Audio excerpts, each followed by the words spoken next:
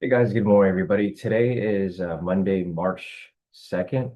It is 6:25 right now. We got market opening up shortly in about 5 minutes. Expecting a ton of volatility today. I just got a warning from StoneX, not specifically for YM, but for crude oil. Margin is up 200%. So yeah, there's going to be a lot of volatility here on open. Um, so next is going to be monitoring the market. They're probably going to increase margin for like gold too. That's a huge increase, right? 200% increase for margin. That's pretty extreme. So yeah, I mean I don't even know if I'm going to take any trades today. We'll see how the market moves because obviously there's going to be a lot of manipulation today. Yeah, Mesich said morning, not going to turn on the bot at all today. I think that's probably the best decision. The 1 minute's going to be very tricky. So the 1 minute, if you guys want to trade, I would say wait for something on the higher time frames because it's just going to be very extreme on the 1 minute. You know, you have price spike up, spike down, etc. It's it's going to be pretty intense. So I mean, we'll see what happens here when price moves around, but I mean, we'll figure it out. We'll figure it out when it happens. We just got to be patient. So, other than that, I mean, I guess we'll just kind of like wait and see for now. But I mean, there's just nothing to take at the moment. We'll know the direction of the breakout shortly. You can see the volatility right now is currently 15 ATR. So it's not super extreme, but I mean, it's pretty high. It's decently high compared to like where it's used to. Normally pre-market's like below 10. So it's not super big, but I'm actually kind of excited to see how market opens up because I want to see that spike happen. So yeah, again, if you guys want to take any trades, take them at your own risk. I'm probably going to be a little more cautious today. I've been pretty cautious for the year, but today I'm gonna be a little more extra cautious because of the increased volatility that's likely to come. Good morning, Jarrell. Hey, Jarrell, welcome back. I know, how's your trip? You're in Bali, right? Thought you've been trading out there. It's all good. It's better to just, if you're trading out there, you'd probably either be in a good mood or a bad mood when you're out. So obviously better just chill back. Morning, CJ. Morning, Daniel. Morning, Nikki. Morning, Karen. Morning, Maria. Morning, Bev. Morning, everybody. We'll see. Should taking 100 contracts along on CL. Um, yeah, I mean, the price of crude oil is going to go up, of course. I mean, it should because with the uncertainty, it's going to be super expensive per barrel, right? But I mean, we'll see what happens here in a few. Um, I'll probably play around. I'll not take it, but I'm going to look at it to see. Let's actually take a look right now. So crude oil right now is currently at $71 per gallon or per barrel, not gallon, per barrel. It's a lot per gallon. And we'll see how it moves up. I mean, everything pretty much spiked yesterday. Market opened up. You can see over here it spiked up, gapped up about 7 points, about 700 ticks. So we'll see what happens. But all right, if you guys are looking to take YM, guys, the breakout for today is going to be a buy. Like I said, there's gonna be a lot of chop here when price continues to like move back and forth. So might want to be a little cautious with your entry there. Um, I'll be looking for the possible daily entry here, of course. So we'll be looking. But you guys can see here on the 10 minutes, been chopping up since London session. So from London session, it's been kind of just chopping up back and forth between this area.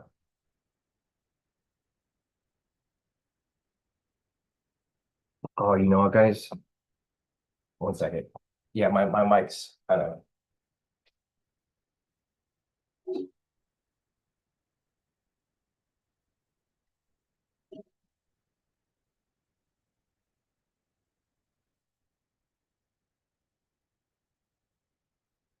All right, let's fix that mic real quick. Okay, it should be better now. Do you guys hear me better now?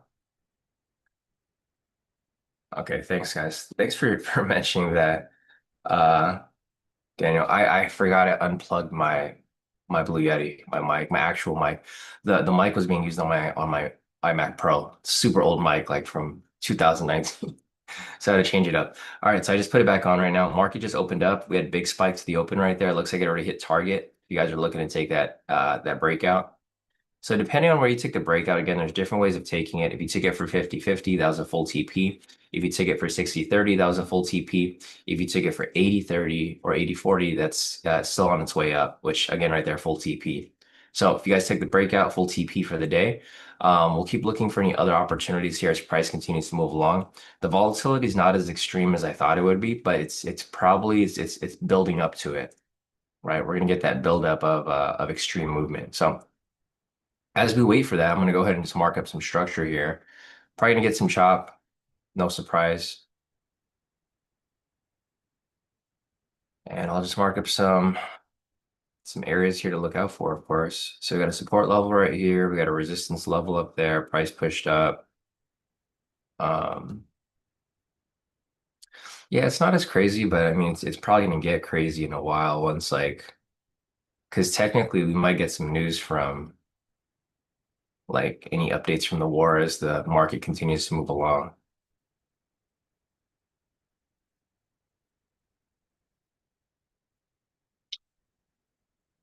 Uh, so let's see. We got a pending buy signal over here on the 10. So, or let's see real quick.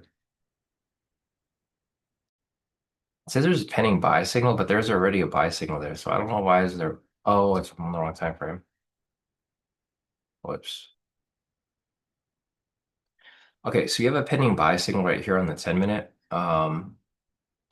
This could be a possible entry for the daily. See, Masih said, Shaw, did you do any testing of the back tester I shared? Any errors you found? Not yet, Masih. I the only testing I did was like during the live session on Friday. I didn't get a chance to really play around with it. I'm gonna try to play around with it today or this week, and if I do find any errors, I'll let you know. But yeah, thanks for checking in on that. I think for the most part, it's pretty good. Um, there was just okay, so there was a couple errors that I saw, like, and I don't know if this is something that you could fix or if it's just a backtesting error, but I did see some like double entries. Like for some days there was like two entries. I don't know why that happened. Yeah, if you want to go back and take a look at it, I guess you could. Yeah, okay, I'll look at the dates and I'll send them to you because we were looking at specific dates like just February, and there was like double logs for like some of the days. But I'll find the dates and I'll send them to you, and then or maybe I just overlooked something or I played with the settings. So. I'll figure it out. And then once I get that information, I'll send it over to you.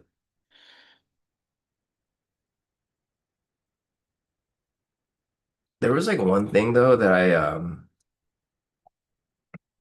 was like, well, it's not in the well, it's probably gonna show up in the back tester, but on my manual results, I saw like September was like really bad. I don't know what it was, but I'll have to go up and take a look at it. Um, like I don't have the actual data because I did not input the dates into the spreadsheet, but I need to go and take a look like what happened in September. I know we had like the tariffs and stuff like that happened around that time. I don't know. I forgot what else. I know there's stuff happening in September because I remember all of our trades kind of sucked during that period. But yeah, I'll have to review it.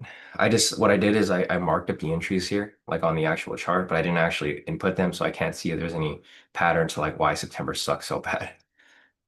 But I'll have to or it might have just been a bad month, in general. Yeah, exactly. Masisha, not sure. Just looked like really bad month to me. But if you find errors, let me know. Yeah, I'll take a look, Masish. I'll take a look and I'll find out. But yeah, I think it was just a bad month because I got that information from my actual manual testing, not even from the backtester. There's gonna be months like that, guys, for all strategies, right? There's gonna be some months where the market's just not working for a specific strategy. And the best way to handle that is to minimize risk, right? Minimize risk, minimize your losses, just stop trading for that month, etc. I think what I might do is I might have a hard stop for a certain month. Like if I have a certain amount of losses, it's just hard stop. Um, just like I do for the weekly. All right, guys, so price is still pushing up right here. We don't have any entries at the moment. I mean, there was an MPS that came up right here. So we had a lower low, price pushed up, retraced on this candle, pushed right back up. I don't know if anybody got into that. That was technically an MPS PA, I believe, or maybe not because there was a higher high there already. But there was an MPS entry that was like right here. If not an MPS PA, it was a V2. So there's just an MPS entry that was right there. There's a lower low, price pushed up, retraced right here, confirmed on this green candle, and then there's an entry right there. It's pretty early in the session, so I don't know if anybody looked to get into that, but that did come up right there. Also, Lila said, good morning, prayers to our troops. Yeah, definitely prayers to our troops, guys. I don't know if you guys saw that there was like friendly fire that happened in Kuwait. It's crazy. Like I think Kuwait shot down like three of the US jets. I mean, thankfully they weren't injured and they ejected, but it's war. A lot of crazy things happening.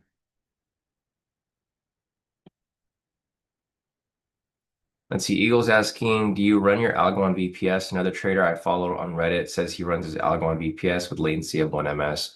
No, we do it on our actual system. So we do everything uh, on our own computer. I mean, you could do a VPS. 1 ms is pretty tight. I don't know about 1 ms for a VPS. Um, I mean, it could be possible. I mean, this person might be using a VPS that's really close to like where the exchange is, but yeah, usually on a virtual server, that's the tricky part, right? There's always lag. Um, yeah, Masish said VPS don't do anything unless you have a direct router to the server from your home. Yeah, no, and I agree with you too, Masish. Yeah, and at this point, it's like I'd rather just have it on a regular computer. I mean, on your own home, not a home computer, but on your own system, right? VPS is good. I mean, if you're doing something that's kind of just running 24 hours a day, but we don't run our strategies 24 hours a day. Even Masiej with his bot, he runs it only in the morning between 6:30 and 7:15. So he's there when it's running. Um, but yeah, I know other people that do VPSs and they don't really trade these fast strategies though. They trade like usually swing entries where they get entries like when they're sleeping and stuff. So yeah, I can't recommend a VPS. I know some people like Barack, he asked me about a certain VPS like that I use. I've never used a VPS. Or actually, I know I've used a VPS before, but I don't use it anymore and I don't use it for trading. So we'll uh we'll see. So price here is pushing up pretty heavy. Let's check gold real quick. Gold is actually going the opposite. It's pushing right back up right there. Let's go back and check crude oil. I'm just curious to see how everything's moving. Crude oil is moving pretty heavy. I don't know if crude oil is moving heavy or if this is normal, but it looks like it's pretty volatile right now. There's no entries for me at the moment. I think we might have our daily entry. I'm still thinking if I want to get into it or not. I mean, this buy signal might not even close. If we get a retracement right here, this buy signal here probably won't be closing. So we do have some structure right there. I'm just going to mark up some structure. Yeah, this is starting to retrace back pretty hard. We're going to get a lot of this choppiness today, guys. We'll get some directional push and we'll get some very hard retracement. These things are tracing pretty hard, so I don't think this buy signal on the 10 is actually going to hold back or hold up. Um, I'll watch it, but I don't know if this here is actually going to hold, especially if these candles here keep dropping down a little bit. Yeah, CJ said daily coming up in a couple of minutes, right if the buy signal closes. Yeah, it depends on how these candles here move on the 1 minute, honestly. Like if this here pushes up and it holds above this structure right here, then I think that buy signal might close. But if it doesn't, then it's gonna close with the wick on top. So it just depends on how this candle here closes. If this candle closes red, then we're not gonna get that close on the 10. Like you could already assume that, which is what I'm thinking is going to happen here. It doesn't look like price is going to push up that high. Okay, so let me go ahead and mark up opening price over here real quick. Um, Price is currently like slightly bullish at the moment. The one thing I didn't do today is I didn't mark up the overall bias for the day yet. So let me go ahead and do that. So today's overall bias, I think it's currently bullish. It's bearish on the higher time frames for prices below the pivots. Trend meters red, pivots are angling down. Lower time frames are bullish. So it's a little mixed right now. So bullish on the lower time frames, bearish on the higher time frames. Let me check the fundamentals. I did that yesterday, so let me just go and update it. Yeah, no close on that buy signal. It's good. We have another 10 minutes, so kind of sit back and wait a little bit.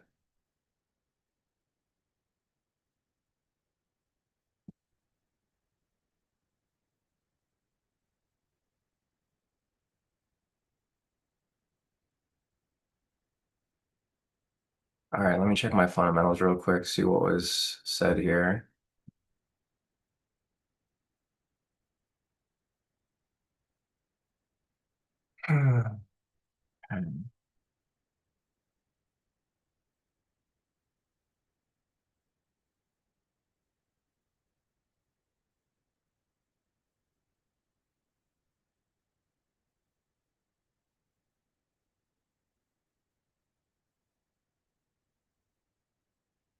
So it's bearish. Yeah, let's put mild bearish. That's what it said.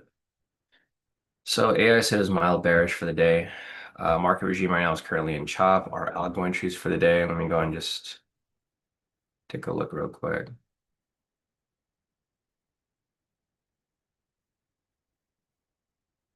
And there's quite a bit of algo entries here. 630, 639, 654, 656,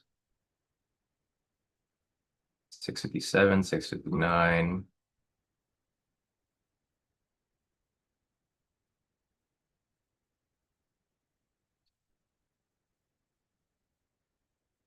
All right, that's it for today.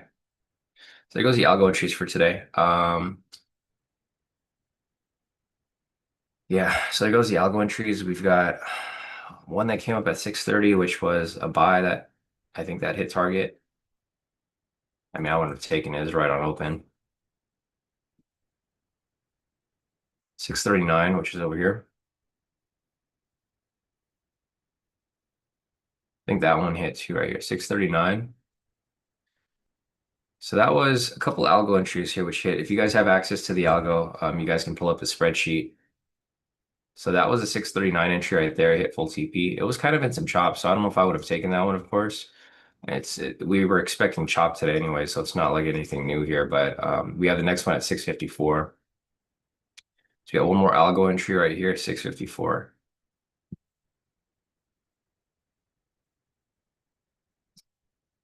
Yeah, we're getting some chop right now. Price is chopping up between these two structures. We have a higher high resistance over here, lower low, or a higher high turned into support. So we had a resistance turn support, and then we have resistance right here. So price is basically just chopping up and down from that area. Here's the clean chart. I'm just going to mark up some structure here so you guys can see a little better.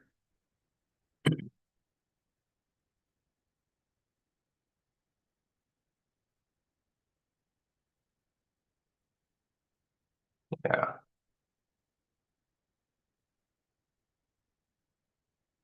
All right. So we just got some chop right there at the moment. Nothing too crazy.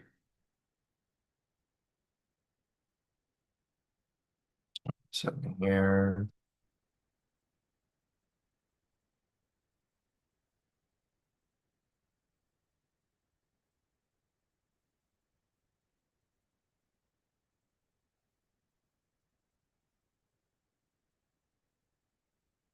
All right. So there's no other entries here right now. I mean, it's just chopping up back and forth. So again, if you're looking to trade on the 1 minute, I would be very careful because you don't want to be caught in this chop, right? You want to wait for price to break above and continue pushing up higher, or you want to look for price to break below and continue pushing down lower. So it's just up to you guys' preference. If you guys do want to trade in this market, I mean, there's a couple opportunities for entry here. I don't really see too much craziness. I mean, I don't really see many opportunities here. We have a higher high over here with the green candle. That's not a reversal pattern. We do have lower low over here with the green candle, which already pushed up. I would look for some confluences here. We're getting reversal patterns on both sides. We have a V1 variation right here, double body. We have an engulfing right here. We have another engulfing right here. So it's kind of just going both ways. We have a pending buy signal here on the 10. So with this pending buy signal right here, this could possibly set up for entry.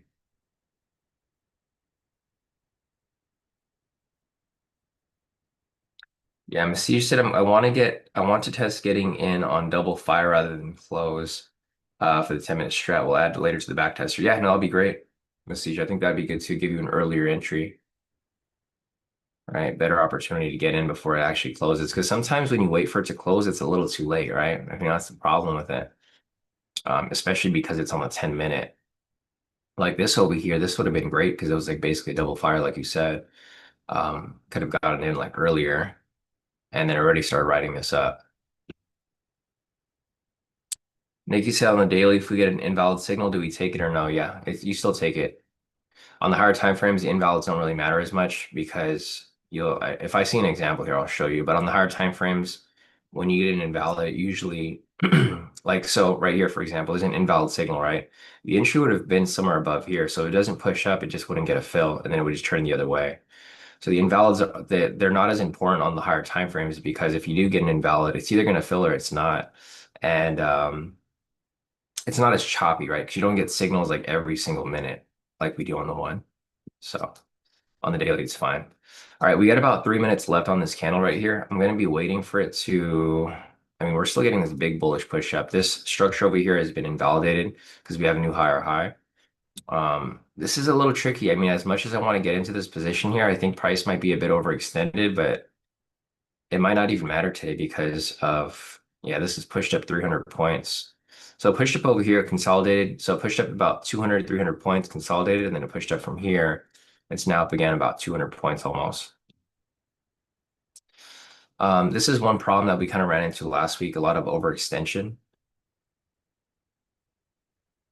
I mean, either way, I think we still have to take the trade, so can't I can't shy away from the entry.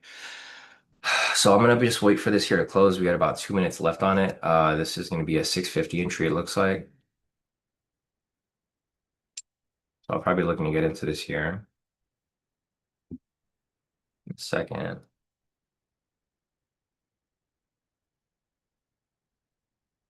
So make sure all my accounts are okay.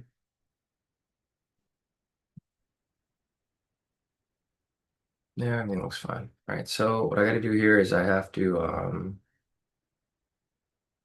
figure out pricing. So it's gonna be around 48, 7 something.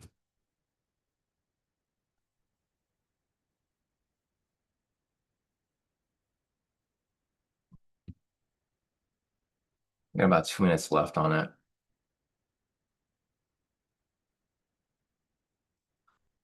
All right, so we'll see what happens here. I'm gonna expect some sort of some retracement. I might even put my entry a little lower. So usually I try to get in around 20 points below. I'll probably put it in a little lower than that because of the volatility. If it does pull back, a bit. So like for example, if it closes somewhere at like 730, I'll probably put it in at around like 700. I'm probably gonna try to I'll probably put it at like a whole number instead of in the middle. I mean, the biggest thing here is we have to wait for it to close, though. If it doesn't close, then we wait for another 10-minute candle to show up. It kind of depends on how this 1 minute here. So if this here closes, I think like below this line right here, I'll put a line right there. If it closes below here, I don't think the candle is going to close with the buy signal. So I'm just going to watch it. Yeah, you can see right there it disappeared, right?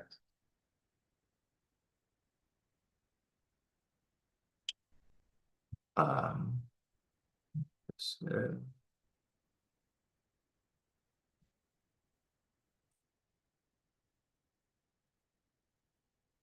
yeah, see how the candle's below that blue line? If it stays below that blue line, I'm not expecting a buy signal here to close. So we just wait for another one. We got about 20 seconds left on it. I mean, this thing could spike up at the last second like that. See? That's what makes it a little tricky because there's gonna be a lot of extreme volatility here. Price is currently at like 27, so I'm probably gonna get in closer to like maybe 700, I think. I mean, we'll see. I don't even know if it's gonna close. We got about 10 seconds left on here.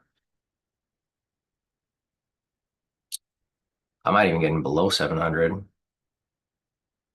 Okay, so no close there. We could breathe for a second. Didn't actually close, so again, we're gonna wait for another candle there.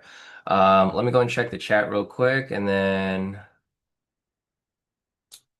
let me see. So we got a question over here, or not a question, but a statement from Elad. Elad said, I read about Apex new accounts yesterday. It looks like a big benefit if you choose end of day drawdown, but you can only withdraw 6 times and then the account is closed. I don't think your account is closed. I think they move you to a live account. It just wouldn't make sense for them to close your account. a lot. Yeah. Um, I think what they do is they move you to a live account. Yeah, that just wouldn't make sense, right? It's like, oh, you made six payouts here. See you later. It just wouldn't make sense. So, yeah, I mean, end of day drawdown. If you do end of day drawdown, it's basically going to be like a Tradeify straight to funded account. That's literally what it is. Or basically a lot of these other funded accounts. Yeah, end of day is going to be ideal. So if I was to open another account, I would go for end of day. So it's a step in the right direction. But if you guys still have the old accounts with Apex, I would try to maintain it. I would try to keep it as long as you can because the rules, well, not really just the rules, but just everything in general is better on the older accounts. In a sense, there's pros and cons to it. Um, I think one of the biggest cons to like what Apex is doing now is that they give you a 30-day limit. It's a good thing, but it's also a bad thing. It's a good thing because they kind of force you to push your account. It's a bad thing because they force you to push your account, right? Because you're gonna take higher risk trying to pass the account. So there's a 30-day limit now. The good thing is that they don't recharge you on the future accounts. So if you like there's no rebill. So you just buy the account. If you pass it in 30 days, great. If you don't pass it, then whatever, you just buy another one. It's kind of like FTMO. So for a lot of you guys who are familiar with FTMO. So now if you guys want to do the new evals, you just got to increase the size. You have to really go really risky for the eval stage because you have to pass within 30 days. Like I said, it's a good thing, it's a bad thing. It's a good thing because you don't get rebilled. Like basically, you know exactly when your timeline is for that specific account. It's a bad thing because now it kind of forces you to take more risk. But I think it makes more sense though, because either way, if you're to renew it, you'd have to pay it again anyway. So it's not like anything's changing. It's really they're just kind of forcing you. If you understand the thought process behind it, like okay, I got to pass within 30 days. Within no, I have to pass within one day. You're still going to be fine because you shouldn't be taking more than 30 days to pass your account anyways. So. Just some stuff to keep in mind.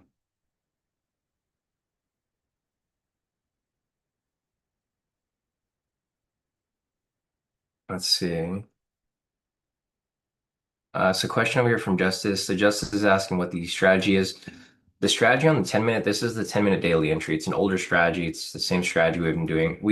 There's been periods where we've done this. It's usually when the volatility is really high and it's hard to trade on the 1 minute. Um, we applied it initially pre-COVID and then during COVID and then after COVID, and then we stopped doing it because the 1 minute was just easier to trade and there was more entries. And then and yeah, I mean it's like whenever the market's super crazy with the war going on right now, obviously the market's kind of crazy. So we're back to the 10-minute. The 1 minute's just really choppy, right? It's really hard to get into these entries here. So that's why we've kind of stopped. I mean, you can trade on the 1 minute. There's nothing wrong with trading on the 1 minute. It's just you're gonna have a lot of chop and you're gonna get spiked out of a lot of positions. So the thing with the daily entry is it's a bigger entry. Typically we're doing like a 60-30 TP stop loss. With the daily entry, we're doing a 150 to a 75. We're just taking the first 10-minute not buy signal, the first 10-minute momentum signal. Um, between 6:30 and 10. So like basically between 6:30 and 10, we're just looking for the first momentum signal that closes. Once it closes, we look for entry right after. You can enter right on the candle close, or you can enter. What I do is I try to pull it back a little bit. So if the candle was to close up here at like 720, I'd actually get in around like 700, 20 points back to account for some pullback retracement. And then you get in for better entry. So that's the strategy. There's no video for it. I mean, if you want to look it up, it's gonna be hard to look it up because, or actually, there might be a video for it on the course, but this is basically the 10-minute daily entry. It's not a complicated strategy. You're just looking for the first momentum signal after open, and then obviously some slight adjustments to entry. You can either enter on the candle close, put a limit order. Another reason why I'm doing this is because with the hedge fund accounts, I can't enter with market orders anymore. I've tried to enter with them, but the problem is there's too much slippage. Not slippage from the broker, but the slippage because price moves too fast. I'm entering with about like 100 to 200 contracts every time with volume. And the entries are just not going to be, they're not as good because if I enter right here at like seven, we'll say like 468 or whatever, by the time I enter like 10 or four contracts, right? Like, 10, 20 contracts, it's going to push up by then, right? Because I'm pushing price up with all my volume. So it's going to be kind of shitty because in a sense, like there's gonna be a big gap between like the average entries. Like some will get in right here, some will get in right here, some will get in right here, and it just doesn't work out well. That's why for me, I have to use limit orders, and this works out better. So there's just a couple different reasons why I've adjusted to this strategy, mainly for the hedge fund accounts. The 1 minute's going to be good for profit counts still, though. So I think what I might do is once everyone's transitioned over to StoneX, all of the hedge fund clients, then I'll probably just use NinjaTrader and the prop accounts for um for the 1 minute, and then I'll use the 10 minute for just the hedge clients. Because this is more of a slower, more steady strategy um versus the 1 minute, which is like it's a little more volatile, a little crazier. So that's the main reason why I've shifted to this, at least for now. Volatility is too high, slippage, choppiness, and mainly the order types. Yeah, because the 1 minute's really hard to get limit orders in. Like by the time you try to put your limit order in, prices already moved so far away from your entry that you're pretty much screwed. Or you've pretty much missed the entry in a sense. All right, we have a pending buy signal right here.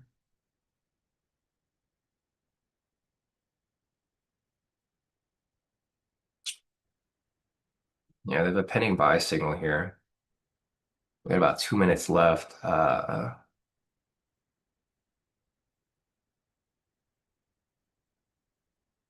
just said so following the momentum of the latest momentum signal. I mean, it's the first momentum signal between 6:30 and 8, so it's not based on time. It's based on whenever the momentum signal comes up. If it comes up right now, then there's an entry. If it doesn't come up here, then it's going to be the whatever candle it comes up on, right? Because we've been looking at it for the past 3 minutes. It came up right here, disappeared, didn't close. Came up right here, disappeared, didn't close. Again, right here, it's came up, but it's not actually closed. So if it doesn't close on this one, it's going to push to the next one. It's just whatever the first momentum signal is between 6:30 and 8, or 6:30 and 10, sorry. Yeah, so basically you're just waiting for the first momentum signal. Once it closes, then you try to get in on that one. All right, so this buy signal here does not look like it's going to close. It was pushing around as an invalid momentum, but right now it's not looking like it's going to close there. We're getting a lot of chop here on the 1 minute, so no surprise there.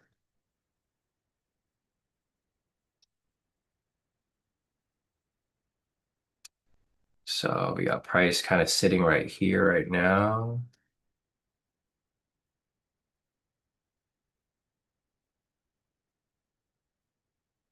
The candle's going to close in about a minute. I don't think we're going to get a buy signal. I'll keep watching it, but I don't think we're going to get a buy signal here because the buy signal was valid when price was down here when it was invalid. And then now it's kind of pushed up a bit. So going back to the 1 minute here, we're pretty much just in chop. It's really just chopping up between this little area right here. Yeah, no buy signal. So, all right, we'll just wait for the next signal here again as price continues to go along.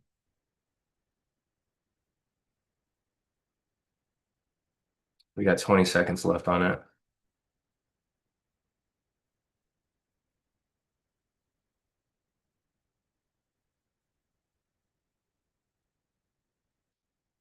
Okay, so let me check the chat now that we have another 10 minutes. Oh, actually, this might close here.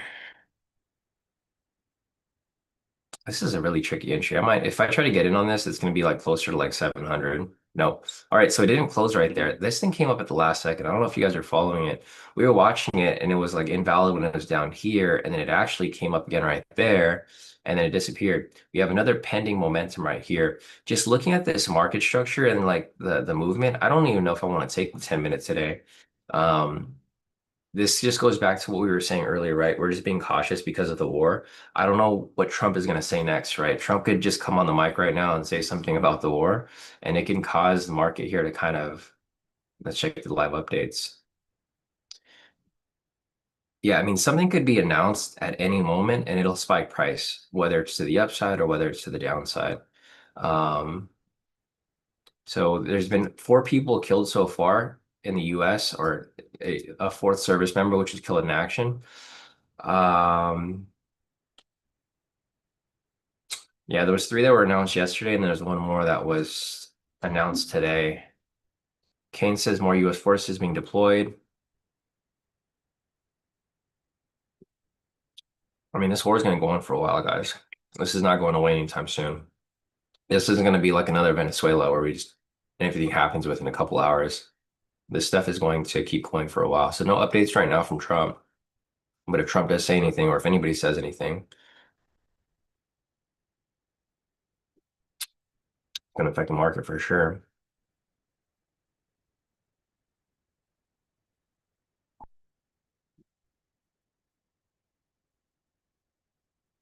All right. So there's no updates with the war right now, but I'll try to keep an update. I'll try to keep an eye out on for anything here that's happening, because obviously it's going to affect the market. We'll know if it affects the market because we'll see a price spike.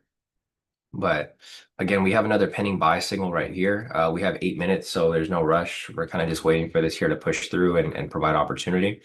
Um, there's a low here with the green candle. So this is a nice reversal pattern right here. Price pushed up, retraced, higher low right there with the V1 engulfing green candle. So this is a reversal pattern to the upside. This is actually a good sign. If you guys want to take an MPS entry, there's going to be an MPS entry that's probably going to set up right here. We have a buy signal. So you're looking for price to push up, retrace, continue up higher. Again, that's if you want to take an MPS entry there. Um, Other than that, there was no entry here. So 630, the 654 entry was really choppy. So I wouldn't have taken that for an algo entry. The next one was right here at 656. Again, it was in the chop. I wouldn't take that. 657 in the chop, 659 also in the chop. So the next entry right here is not until 722 for the next algo opportunity. But again, if you guys want to take an entry here, obviously there's an MPS that might be setting up soon. We have a pending buy entry over here for the 10-minute daily entry. I'll be watching for that, but we have 7 minutes left on the candle. So we'll see if it holds. I mean, looking at this right here, if this ends up pushing up and it holds above this area, great. We'll be looking to take that entry for the buy. If it doesn't and price pulls back a little bit, maybe retest this area and pulls back into the range, then there just won't be an entry there because this buy signal here will disappear. So I'll keep watching it right here. It looks like we're pushed up quite a bit. We're currently in the 800s now. So yeah, I think if I get into these entries, I'm probably going to get in at the whole numbers. I'm not going to get in at the typical 20 points because I mean, this thing's it's pretty messy. So let's go to the 50 right here. Yeah, so I think I might try to get in closer to like these 50 marks. Right? Because there's so much volatility right here, and you can see prices respecting these whole numbers quite a bit. So I think like if this does close up here, I'll probably get in around like 800 because if it pulls back and retraces, I'll be able to just get my limit orders filled right there and then climb it back up. Because I do expect some retracement here. So we'll see. I mean, there's no rush again. Like I said, we're just uh we're just waiting for confirmation here. But we got about 5 minutes left on this candle. There's a lot of structure up here. So we have the New York high from last week, Friday. We have the Asia high right here. And I think that's it. If price gets to that point right there, that's the highest that price has been. We might be hitting some, I don't know if we're gonna hit all-time highs, but let's see. Go to the daily real quick or the weekly. Yeah, we might. Yeah, if we get to that New York high right there, we're gonna get to the all-time highs, I think. Okay, so that's the all-time high right there. Price reaches that point. I mean, we're pretty far from it. We're not there yet, but we're pretty. Yeah, I mean, we're like 200 points away, or not even 200 points. We're almost like 1,000. We're not going to hit the all-time high today, but that is the all-time high right there. It's at 50,610, something like that. Yeah, we're not going to hit the all-time highs unless there's like a huge price spike to the upside, which I don't think is going to happen. Like if for some reason we miraculously win this war, like in the next hour, maybe we'll get to that all-time high, but no, it's not going to happen. Probably by the end of maybe this month or sometime during this month, we'll probably reach that all-time high, but it's not going to happen today. That's a 2,000 point move. But all right, so we got 5 minutes left on this 10-minute candle right here. Again, I'm going to wait for this here to kind of push up a little bit. We're looking for some opportunities there. There's no MPS yet. You need to find that red candle to like retrace price back down. Again, this is a little tricky, like I said earlier, because expect retracement, right? So if you're looking for these MPSs, expect price to really retrace back quite a bit. Um, So let me check the chat real quick. So Daniel earlier mentioned that the drawdown was reduced by 20%. Yeah, I know. There's a lot of pros and cons to the Apex accounts, guys. I would say wait a little bit before you guys like jump onto any of these accounts because they haven't really gave any detail about like how everything works yet, right? They kind of just rolled out all these new accounts, but they haven't really explained exactly everything yet. I have a video, well, I don't have the video anymore, but for me, since I mentioned to you guys I'm connected, I'm affiliated with Apex, and I get a lot of their information a lot earlier. They gave me a video to watch, and I actually didn't watch it, but I don't think it covered too much. They were just explaining what the new account types were and stuff like that. Uh, but yeah, I mean, there's pros and cons to it, guys. Some of you guys will love them, some of you guys will hate them. I mean, it's just that you just have to adapt with it, right? And like I've warned you guys about this before in the past, like don't depend on these prop firms as your main account. Just use these prop firms, milk as much money as you can from them, and then put them into your personal account, right? This is the whole reason I moved to the hedge fund side. Before I was trading like 40 prop accounts, and yeah, I was making good money with the prop accounts, but they're going to release these new rules and they're going to have just a lot of new stuff come out. It's not going to be beneficial for you guys. There's whenever there's an update with a prop firm, it's never going to be beneficial for you. You're going to have to adapt to their rules. So just keep that in mind, guys. Make your money with the prop firms, but don't depend on them because like these changes with Apex could make or break a trader, right? Like someone could be like churning accounts and now they can't churn accounts anymore because they're very strict on like following people who violate rules and they ban people pretty quickly. So just and they'll ban you without telling you. So just keep that in mind, guys. Like, if you put all your eggs in one basket and like just trading Apex and they ban you and you have no more Apex accounts, then you're pretty much screwed because then you got to go to another prop firm and you have to understand like what their rules are. And you probably won't be able to make as much money with them because you guys know Apex obviously you can make the most money with Apex versus any other prop firm out there because they give you 20 accounts. So yeah, just keep that in mind, guys, and we'll see. But anyways, let me scroll down a little bit. Yeah, Karen said she thought this was insane on the website. Maximum payout. They also reduced the maximum payout. Um, yeah, they reduced the maximum payout. And so what they say about that right there, and I'm reading the bottom part, where it says after six payouts, the payout is closed. I think what they meant by that is it's closed and they move you to a live account. So what happens is they just move all your capital, like whatever money you have on there to a live account. I don't think they just kick you out just because you got six payouts. I think that's just it's bad wording and they didn't explain it properly. But yeah, I don't think they just kick you out because you've gotten six payouts. Obviously, they would want to move you to live account. Actually, no, they did mention this. So in the video, I did watch part of it, and I talked to a couple of other people about it over the weekend. They're moving you to a live account because on a live account, they'll be able to you'll be under like real market conditions, and then also I think they're going to start copying your trades too. I think I'm on a live account. I don't know exactly, but I think I'm on a live account. I think they moved me to live a long time ago. If you're consistent, they move you to live. It's a good thing, it's a bad thing because your drawdown it changes a bit. Anyways, guys, the buy signal over here on the 10-minute disappeared, so I don't think we're gonna have an entry here. If I was to get an entry, it probably would have happened somewhere around, and there we go. So it closed right there with no buy signal again. There's been a pending buy signal here for the past 1, 2, 3, 4, for the past 40 minutes. So from market open till now, 40 minutes, we've had pending buy signals, but no actual closure. So we can't get the entry there yet. Again, price is still pushing through. If this is the case and it keeps invalidating, I don't think I'm going to be able to get in for an entry here. So if you look over here, if we had the entry earlier, we would have hit our target a long time ago. Like this one would have hit. This one also would have hit. This one also would have hit. There's a lot of opportunities here for entry, but it just didn't come up. One thing that I did too is I started running this 10-minute through the algo.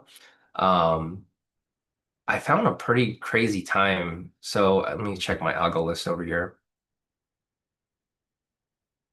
Okay, so look at these statistics. These statistics are, and this happens a little later, closer to like, this is at 8:30.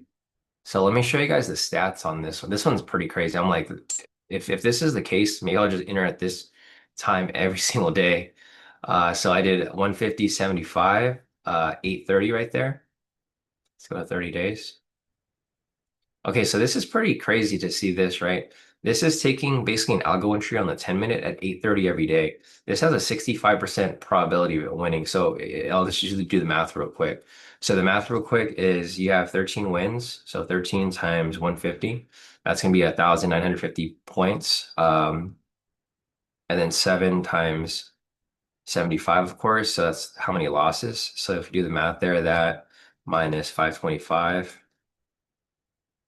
This is how much net profit in the past 20 trading days. So with that being the case, if I'm trading 4 contracts, which is what I'm doing with my personal account, or 5 contracts, I think. We'll do 4. We'll just keep it conservative. So 4 times 5 times 1, 4, 2, 5. This is how much profit would have been made on like my personal account within like 20 trading days. So like I'm factoring in the algo with the entry to kind of see where there's hot spots, like periods where like the entries tend to hit a lot. And this one here is pretty good. What I've been doing is I've been running it through both with momentum and against. So if you guys have my algo, I think this is a cool thing to kind of run through. There's a couple other times too. So this is at 6:30, pretty good win rate. And then and if you do it on a higher scale, like 90 days, it's still profitable right here. It's 35% profitability. It's not super great, but obviously, like a exact time is not going to work all the time. You have to like kind of shift around to whatever is like better and whatever is not better, you skip.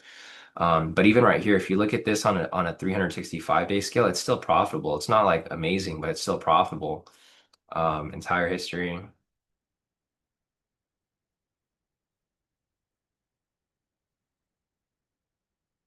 Just loading up. Yeah, so if you look at this from a long-term scale, this is 5,060 days. That's a lot of days, guys. So I think we talked about this. I forgot how many trading days are in a year. It was like I think 255, right? So like 5,060 divided by 255.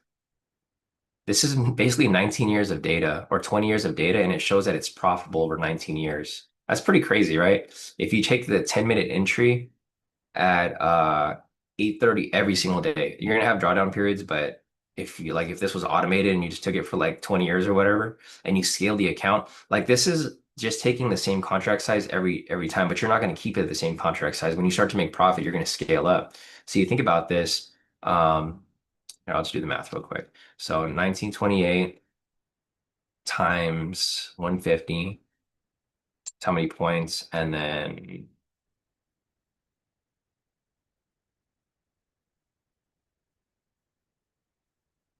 okay, so we got this right here. I'm hoping the numbers here are right. It might be wrong, but whatever. I'm just gonna do like a quick. So this is how many points? 54,300. So like say for example, we scaled up at some point within the 20-year period where we got up to like maybe an average of like 15 contracts, right? So 54, 300. I mean, it's decent. I mean, within the time period, you would have made like 4 million.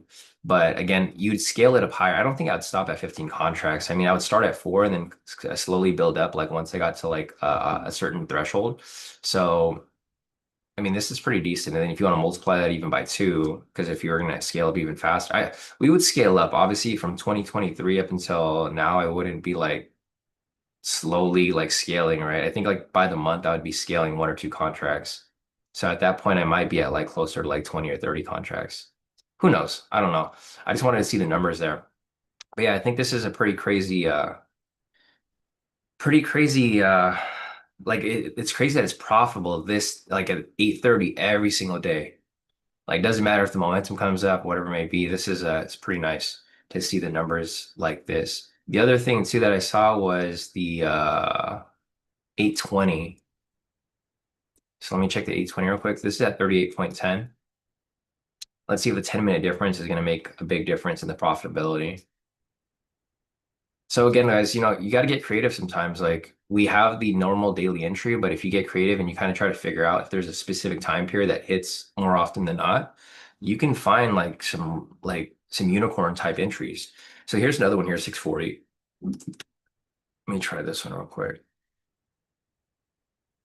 I mean, that 831 looked really good actually. But let's go over here to this is 640. It's curious to see what the numbers look like. And this one still is pretty good too. There's like drawdown periods, but I mean, yeah, that's a lot of trades, guys. 5,000, that's 19 years of data. That's pretty crazy to see a strategy still like kicking at this exact time for that many years. But yeah, it looks like 830 is probably like the sweet spot. I don't think we've had very many entries at 830 because our entries come before that. I'm looking over here at my data. There's quite a bit of entries at 830, but a lot of times we get the entries before that. But I'll have to keep playing with it. I've been playing with this here to identify, possible opportunities. But damn, this thing is so far up. I don't even know if this is a good time to take the daily entry. This thing is it's just so far up at this point. It's overextended. So if you look here on the 10-minute, if you measure from this low point, price hasn't retraced in over almost 600 points. So this is where I would be concerned because if I try to get in super high like this, if this thing reverses the other way, then I'm pretty much screwed because there's a whole area here where price needs to retrace down to. I don't know if it'll retrace. It might just keep pushing up. With the war going on, price might just never retrace back. It might try to climb up higher to that all-time high point. Anyways, we got 2 minutes until this candle here closes. I mean, this thing is still pushing up as we speak. I'll keep drawing some structure over here. This is resistance turn support. Price broke and retested it. It's tricky. It's tricky. Looks like volatility here is starting to slow down a little bit. I don't know about this. I don't know. What do you guys think?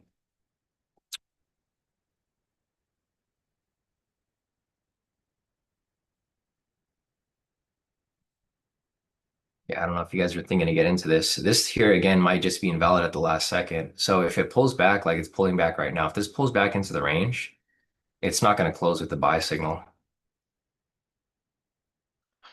Let's see. So yeah, Masij said profitable in theory, but not after fees and slippage. Yeah, with profit factor. So yeah, exactly. It's not profitable if you just take that specific entry. Um, there's also there's the prop before I used to look at the profit factor, Masij, I don't think the profit factor is going to be very useful because what I've noticed with the trades is that sometimes you have some trades that are like I kind of zoomed down one time. Like these look normal, right? 7,500 is normal for a win, 3,750. But there's going to be one trade where like this, for example, this is extreme slippage, 5,000 loss. And I've seen one time where it's like a 50,000 loss. So it's just not the backtest data, but it's just like sometimes there's glitches in the history or whatever. I mean, obviously there's probably a spike during that period. You don't see it as much at 8:30, but if you like ran the data at 7:30 or at 6:30 when market opened, there's gonna be some dates where there's just like crazy, and it messes with the profit factor because like for example, this one right here, you can't see it so close, but there's a candle right here, and it's a huge spike up. So it kind of showed that there was one trade there that maybe locked in an extreme amount of profit or extreme amount of loss. So, but if we were just to base it off that the numbers, and I agree with you, I wouldn't take this exact 8:30 entry every single day. I would look for whatever is like ideal, right? Just like what we're doing with the 1 minute algo, but just on the 10-minute. But yeah, the 830, so like I think it's right here. Let me see. No, I didn't see it. I thought I saw one that was like huge, but this is like 5,000 trades, so it's probably gonna there's gonna be a couple outliers in here. For the most part, it's pretty good though. It looks like it's pretty decent because 830 is kind of a slow period anyways. So yeah, like for example, here there's a loss here for like 500. Small. It's either going to be like a really small outlier or a really big outlier. I don't know why TradingView does that, but I've seen it with other back tests too. Not just this back test or the one that you created with Siege, but just in general. There's the Pine Script stuff is good for like I think a big view, but not exactly like not it's not going to be super accurate in a sense. Okay, whatever. It's not a big deal. But either way, yeah, the prop factor is still pretty thin in a sense. It's still pretty thin, and I wouldn't just go in exactly at 830 every day just because the numbers here show. I would still bounce around to like different numbers that would make more sense. Anyways, okay, back to our 10-minute chart here. There's no entry. Like I said, it just became invalid. At this point, it is 7:21. I actually would like to see some retracement here. I'd like to see a lot of retracement actually. So I'd like to see price on the 10-minute, and let me just turn this off right now. I actually don't want to draw on this one because I don't want to screw this one up. This is where I do all my testing. So I'll look over here, make this smaller. So what I would like to see here is I would like to see this pull back pretty heavily and then eventually get a buy signal somewhere down here because I'd like to get the next leg up, right? I don't really think I want to get in from right here, especially if it's invalid. I know I mentioned I mentioned to Nikki earlier that the higher time frames they're not as relevant. But in this situation right here, it is actually relevant because it's so far above, right? If it was going sideways and we got an invalid signal, then okay, situation like that, possibly. But with this right here, I don't know if I would want to get into this because if it's so far up and this is invalid and my entry is like hanging out, where's my levels at? And my entry is hanging out like right here, it's going to fill my order and it might just continue dropping further. Like the dip might keep dipping a little bit, right? So yeah, I probably wouldn't want to get into this one right here. If you guys want to get into it, I'll mark it up for you guys. But like I said, this thing might dip and dip further before it goes up. And the thing is, our stop loss is kind of tight. All right, Miss Siege, we'll see you back here tomorrow. So have a good day. But yeah, like so what I was saying, guys, is this right here. If this thing dips and you get in from like right there, if you get in from right here, if it dips too far, it might stop you out before it pushes back up. So probably gonna be a little more cautious with this here if it does close.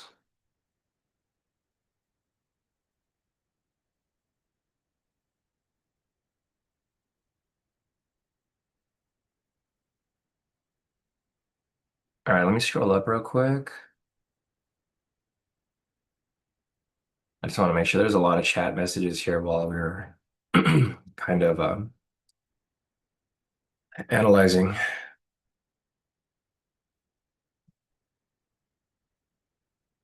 Dynamic said we received two payouts from Apex and Blue accounts have not been able to purchase new evals, and Apex is ignoring me. They never notified me of any violations. You know why that might be? Um, it's really touchy because from what I've heard and what they've told me is that like they said that they have warned people. Some people said they got warning. Some people said they didn't. I mean, I don't know if it like got lost in your emails or anything like that. Might have went to your spam, but they said that the people that were banned, they were like it the so the main reason why they banned people or what they're saying is that the people that were banned, they were violating rules like consistently. Like they were violating the consistency rule, they were violating the MAE rule, they were violating the extra account rule. They're doing some sort of violation. And once you have enough violations, they there's a system that just automatically bans you. Like they don't even and what happens is it bans you from buying accounts. And then they send you that email where they're like, if you got that email where it said you couldn't buy any more accounts, that's when the ban started.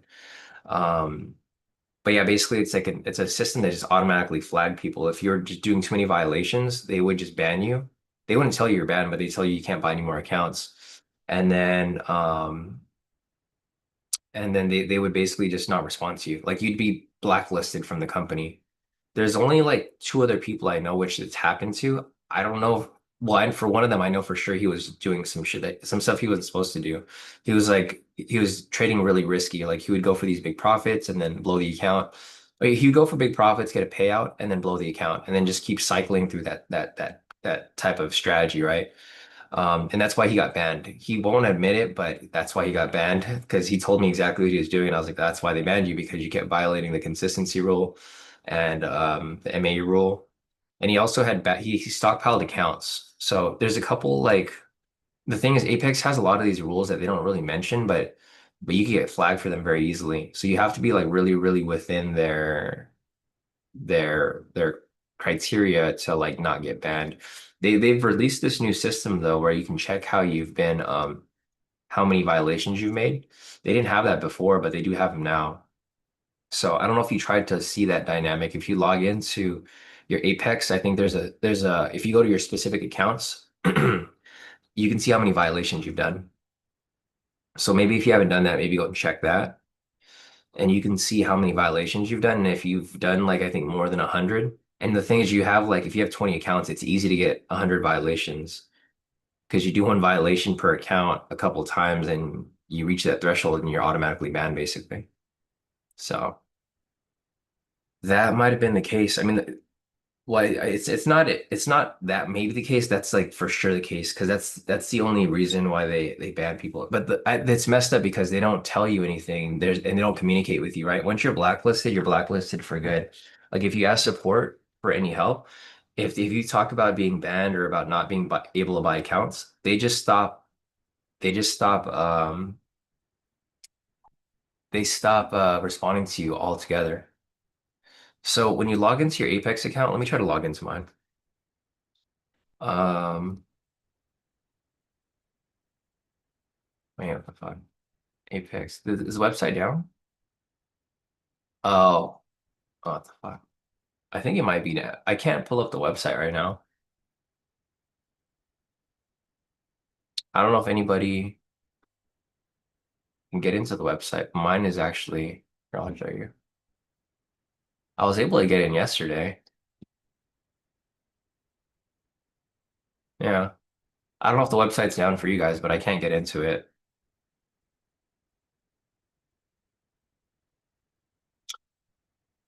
Maybe they're updating again. Oh, okay. Yeah, so the website's actually down right now, so you can't really I can't really show you. Okay. I'll try to figure it out. But if you log in dynamic, you can go to your accounts. There's gonna be an account section on your left side, and then there's like another section where you can see like where all your violations were. Thanks, Ed. Yeah, so it just went down. Okay, no, that's good. That's good to know now that I know. Um, all right, guys. So we have a possible opportunity for a candle close to here. Again, guys, I don't think this is going to be a good entry, and just in my personal opinion, I'm going to sit out of it just because if it does come up. Because like I said, I'd rather have this retrace back a little bit before we get that signal. So I want this to actually pull back maybe down to like the midpoint and then provide me opportunity for entry right there. I'll follow it though. If this trade does play out or if it comes up, I will follow it for you guys. But I don't think I'm going to get into it because it's due for retracement. This thing's pushed up almost 600 points, I think. Yeah, it's pushed up almost 600 points and it's due for price to kind of pull back. Mo Usually I wouldn't sit out of this position, but because it's invalid and because it's pushed up so far, I'm just going to use my own criteria here to like make an educated decision not to get into this entry. But if you guys want to get into it, I mean, feel free. Again, just wait for the candle there to close. If it closes with the buy signal, I would get in maybe around here at like 801. If you want to get in at the exact entry, it'd probably be closer to like 820. We'll see how it closes. We'll see where it closes actually. So the candle is about to close. I'm gonna put a line there so I know exactly the price. Okay, so the price is at 840. Your entry would technically happen at 820, but I would get in at the whole number. So instead of getting in right there at whatever it may be 820, I'd probably get in a little lower. So I'll follow with you guys right here. Um, yeah, I mean I'll follow with you guys. I'm not in the position. It actually hasn't even filled yet, so it just depends on where your entry is. If you got in right there at the close, your entry would actually it would be filled, but I would get in somewhere around like 820. And if I wanted to be even more conservative, I would get in at 800. So we'll follow it. I hope it hits. I would like it for it to hit. But again, the market right now is very, very tricky because it's overextended. And the thing is, if we get an update, like if we get something that anything has happened during the war, then it's going to affect it. It's just, it's not going to be good. So we'll follow it. Again, entry hasn't filled yet. We'll kind of see where it ends up going from there. If you guys are looking for some 1 minute entries, price is pulling back into this lower range. It's kind of what we talked about earlier. It's what we expected to happen here. It got into a bit of some chop here, and then now it's pulling back into this lower range, which is completely fine. I think this is one of the days to kind of be safe and be conservative. I mean, Masij didn't even take any trades on the bot today because he knew today was going to be very tricky. So, all right, the entry right there has filled. I'm going to put this over here as well. Entry for this was at 20. All right, I'm just putting this here for my data because I'm going to go input this a little later. But yeah, the entry is currently running right now. The fill was at 820. If you guys want to get in at 800, it hasn't filled yet, but the 820 did fill. The trade is currently running. I'm not in the position for obvious reasons. It was an invalid signal. Price was overextended. I was expecting some sort of retracement here. So if we got the retracement here, but without the buy signal, I would have been a little more inclined because I would have waited for the buy signal to come up a little later and provide opportunity to get up from right here, right? So I would have, what I wanted to see here is I wanted price to pull back, and then I wanted the buy signal to come up later. So when it pushed up right here, I could get in like somewhere down there, right? So it looks like I made the good decision to sit out of this because you can see price is pulling back further like we anticipated. If this was a valid buy signal, I would have taken it, but it wasn't valid. It was an invalid. And if you guys are not familiar with why it's invalid, it's because it's a buy signal with a red candle within it. If it was a buy signal with a green candle, it'd be valid. Like vice versa, if it was a red candle with a red signal, it'd be valid. But this would be considered invalid because it just wouldn't really make sense because you have a bullish momentum of prices actually coming down. So it looks like price is coming back down to this lower range here. Chopped up for a bit, came back down here, and then, I mean, eventually might push back up. Daniel over here actually caught it for an MPSPA. Nice work, Daniel. So Daniel here caught it. It was a higher high, sell signal, retracement, confirmation right there. And then he wrote this down here for a sell. So great work right there, Daniel, on catching that MPSPA. There's also an algo entry which came up right here. I mean, obviously I wouldn't really mess with it, but I mean, because it was still in the chop. So this is a 722, very choppy. And then we have another one right here at 756, which is gonna be coming up later. Okay, I'm gonna go and just let me go and mark some stuff up here real quick.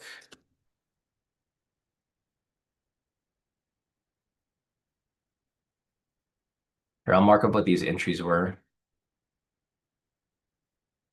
Okay, so this right here was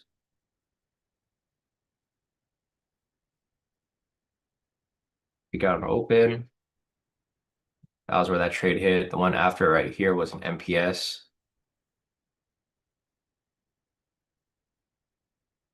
This right here was an algo entry, I believe.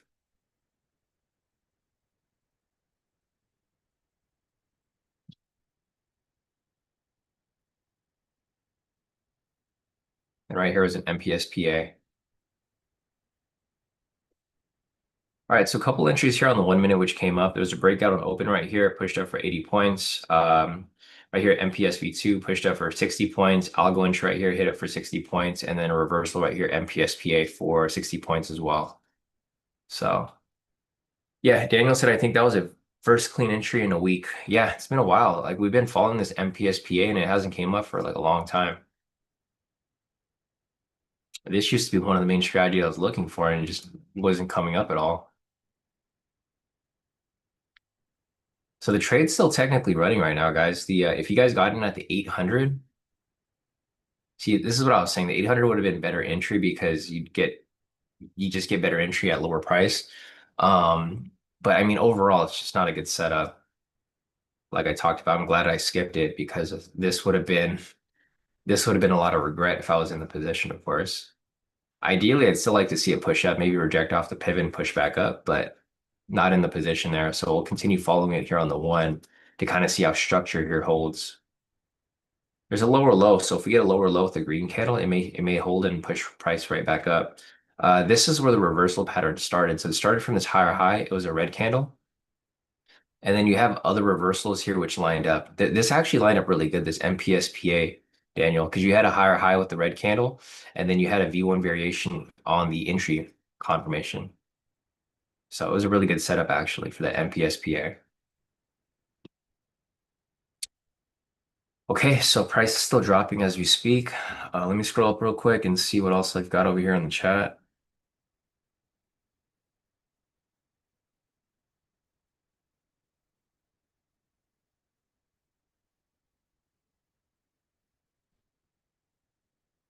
Thanks, Nikki. So I just saw your message earlier at 7. Nikki mentioned that Trump's going to be speaking in an hour. Good to know. Thank you for that. Um,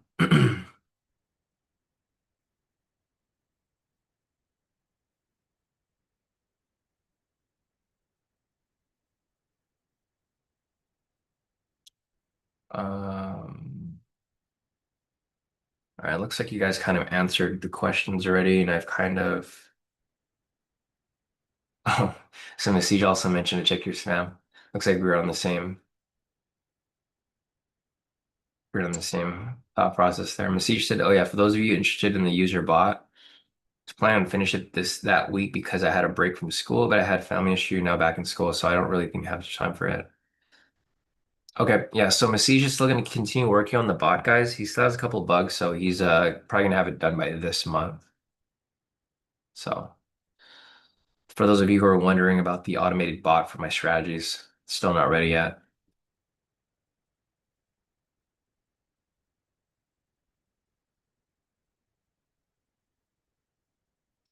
See Dynamics asking any recommendation for any other prop firms. I'm currently Tradeify, but I want more accounts. Um, you can open Perdia. So I'm with Apex, Tradeify, and Perdia. Perdia only allows for one account though, so and they move you right to live once you get funded. So if you just want to add another account to your copier, I would go with Perdia. The link is also in the Discord. It's over here under funding companies. Yeah, I'm only using 3 companies right now. I'm looking to get into a couple other ones. Like I've been hearing a lot about Lucid. I haven't used Lucid before, but I heard they're good. Um, I think that's the only one I'm looking at, really, just Lucid.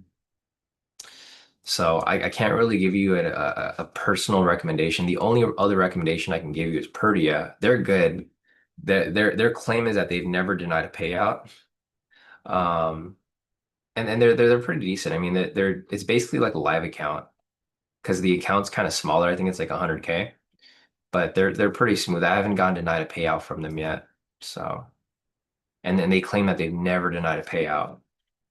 It's easier for them to make that claim because they only give you one account. But again, it's free money in a sense. It's basically uh it's basically free money, right? So yeah, just milk these prop firms, get money from it, and then put it into a personal account. I mainly focus on my personal account. That's where I do my scaling. Nikki said they give you 3 accounts now. Okay, I didn't realize that. Yeah, I've been funded with Perdia for a while, so I haven't bought any new accounts with them. But if they do 3 accounts, I think that's cool. I don't think I can do it anymore because I'm already funded with them, or I'm on a live account, Nikki. But I think yeah, if for whatever reason I end up blowing this account, then I think I could start off with 3 again.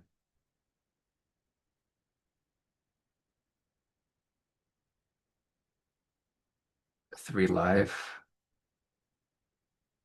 Um, do you mean live accounts or do you mean like the straight to fund? Because I know you can get three straight to funded, but you can only have one live account because it's like actual money in the account. Because it wouldn't make sense for them to give you three live accounts because you can't have three accounts with NinjaTrader. Like when they move you to a live account, there's only one account that can be linked to you. So I think what they do is they put funds in it, like they just combine all of your straight to funded funds into one live account, but they don't give you three different live accounts. They wouldn't be possible because you have to sign an agreement with NinjaTrader and they give you an actual like an account with actual money in it. That's why it's called it's like there's I think there might be a confusion with like what's a live account and what's a simulated funded and what's a PA account because they have all these different names for these different accounts, but a live account with NinjaTrader you could only have one. Yeah, so yeah, just keep that in mind, guys. Because I've tried to open a second account, so I have one account that's my personal, and I wanted a hedge fund account with NinjaTrader, but they won't let you do it. Even Alod tried. So Alod had an account with Kraken, which is another company that NinjaTrader merged with, and because he had an account with Kraken, he couldn't open an account with NinjaTrader because he technically had one account with the broker already. Yeah, it's weird. It's they're very strict about that, about having multiple accounts. Even if you have a different strategy, they won't let you have multiple accounts. It's just one account within their ecosystem. So you can only have one NinjaTrader or Tradeovate or Kraken. You can't have one of each. It's so weird. It's so weird. And that's why I moved over to StoneX because I was like, well, if I can't do that, it's kind of dumb. It's a NinjaTrader thing though. It's not like with StoneX, I have multiple accounts, but with NinjaTrader, that's just one of their whatever, one of their protocol. That's what they told me. This is our protocol. We can't open you another account. I'm like, that's dumb. Oh, that's dumb. I want to have a different strategy on a different account. Um, let's see. All right, so there's no entries here right now. If you guys have any questions, feel free to get into the chat. There's no entries for me to take here at all. Look at how this here spiked out, right? This is what I was worried about. This is why I said I wanted to get in at a lower price point because look how it spiked out. I wouldn't be surprised if this thing pushes right back up. I'm glad I skipped the trade today because this is where we would have ended up. Even if we got in at the 800, this is where we would have ended up. We probably wanted to get in closer to like 750. With this type of market, you want to have some sort of like cushion, like at least like a 100-point cushion, because you're gonna get stopped out if it spikes out like this. It'll spike you out and then maybe come right back up. But this is what I wanted to happen without the buy signal there. Okay, so let me scroll up real quick. Just want to see if there's anything else. I know there's a couple things here that I missed. So I'll make sure I answer everybody's questions.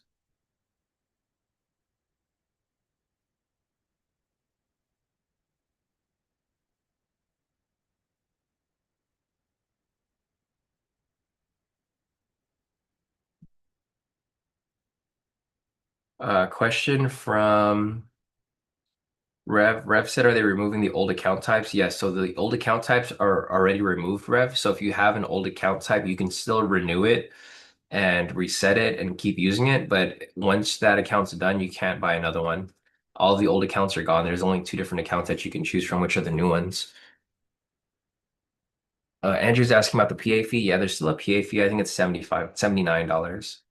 It's like hidden on the website. If you click where it says performance account, when you click on it, there's a drop down.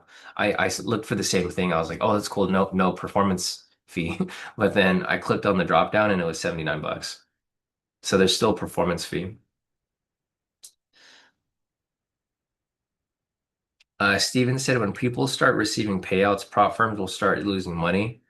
I mean, they start losing money because people start to game the system. They start to find little things where they can basically gamify the prop firm. That's why they have to put these new rules. They don't really care for the people who are consistent because either way you're going to figure out a way to still make profit off it. But it's usually the people who are violating the rules. That's the reason why they keep having these new stuff. It's mostly the people who are YOLOing, right? People who trade news, people who trade open. The thing is, like, that's a trading style. So, like, it's still trading. It's just these prop firms don't like it because they make these crazy, crazy profits, and then they have to pay them out, right? So yeah, the prop firms are going to look out for their business, right? So there's no surprise there. So at the end of the day, you should always be focused on transitioning to a personal account, not only prop accounts. I've been saying this for like 6 years now, right? When I started using FTMO, I got my first payouts from FTMO. That's where I started to really find my success with trading. If you guys are with me during COVID, right? I made like within COVID, I made the most money I've ever made trading. I think I made close to 1 million with prop firms. Um, and then I bought like a new car and I moved to a new place and I had all this stuff. And that's where I started to get the taste of like making profits from like prop firms. But then I started to realize, 2 years later, FTMO kicked us all off. So I realized, okay, these prop firms aren't going to be here forever. Or if they are, there's going to be issues with them. So that's when I started putting my money into a personal account. And I still trade with prop firms, but I don't change my contract size. Like you can't really scale with a prop firm. Um, my account size always stays, or my contract size stays the same, and I just make payouts every 2 weeks or every month or every 2 months. And then once I get those payouts, I just move those into my personal account. And then for my personal account, that's where I scale because it can't take your personal account away, right? They take your prop account away, but not your personal account. So your end goal should always be to move to a live account, like your own personal funds, guys, because they can't take that away from you. Tomorrow, one of these companies could go down, right? Apex could go down by like next month. And if you banked all your accounts on Apex, then you're screwed. So trade with different prop firms. And with those payouts, always have a goal of moving your payouts to a personal account because there's no rules on a personal account, right? You can, like, for example, this daily entry, I could have bought this and I could have just held on to it, right? This could have hit my stop loss. And because I didn't have a trailing drawdown or anything like that, I could have just held it and wait for it to push back up. See, the market's doing exactly what I was expecting right here. I said I wanted there to be a retracement, and then if we got the buy signal like right here, this is where I would have gotten in. But we didn't get that. Price gave us an invalid signal right here, so obviously there's a disconnect there. All right, let me scroll up a little more. Just want to keep answering questions here before I get off.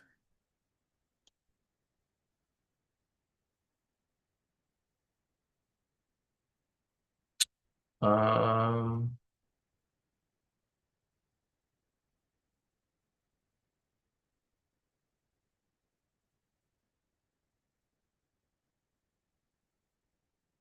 let's see.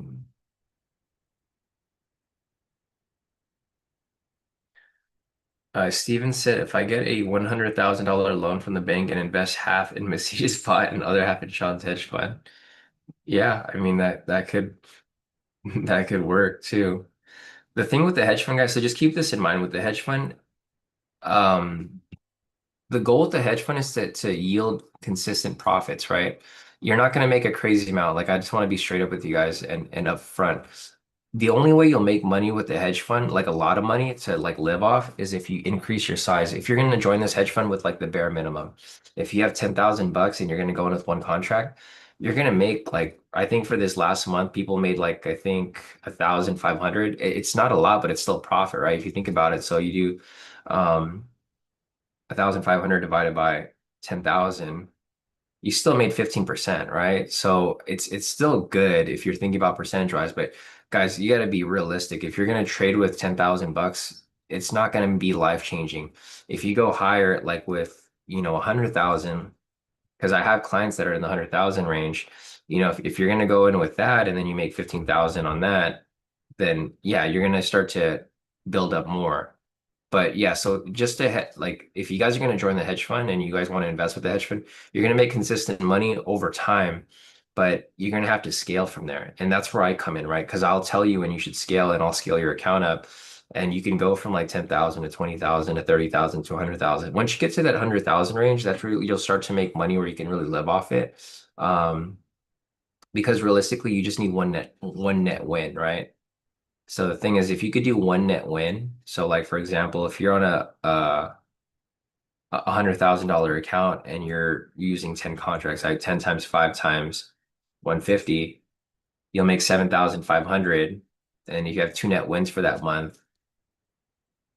right? You'll make 15,000. Like by doing nothing, if you just have two wins for that month, you'll make 15,000. And then for the year, you'll make, 180,000. And then from there, you'll just keep, you'll keep stacking it higher. Like at that point, you'll be at like 20 contracts. And then at that point, now you're doing, at that point, now you're yielding like 15,000 per trade. And then if you have two trades per month, that win, you'll be at like 30,000 and you multiply that again by 12. And it's a slow growth, right? Until you keep compounding and getting higher and higher. So yeah, Steven. I mean, this message is mainly for Steven. Like for you, if you're gonna come in with a bare minimum, expect to not make a crazy amount to like live off because we're not taking a crazy amount of trades. The goal of the hedge fund is really just to like continue to build wealth over time. It's not to make you a millionaire overnight. So just keep that in mind, guys. I know a lot of people try to join the hedge fund with really unrealistic expectations. They think, okay, I'm gonna start with 10,000 with Sean, and Sean's gonna flip this 10,000 to like 10 million by next month. It's not realistic, guys. Just keep that in mind, because if that was the case, then I wouldn't even be running the hedge fund. I would just be running trading my own account and be multiplying like that. Thing is, market's not always going to be consistent. So some days you're going to have green months, some days you're going to have red months, and you just got to find that consistency. But okay, let me scroll down a little further. Let's see. Rev said it's going to be tough following rules for legacy with different rules for new accounts. Yeah, I think people are going to get confused, Rev, and they're going to blow their old accounts. So just make sure that you're always going to be paying attention to like what's a new account and what's a. I would say keep using the old accounts, and then once you're done with the old accounts, like if they end up blowing them for whatever reason, then go over and use the new accounts. But I wouldn't mesh them. Like I wouldn't mix them up because you're gonna get confused with what's like I don't even know what the difference is between the accounts if they have a different name, if they have a different login. I have no idea how they work. Okay, so yeah, Nikki, thanks for the heads up. Trump's gonna speak in about 10 minutes, I think, 8 o'clock.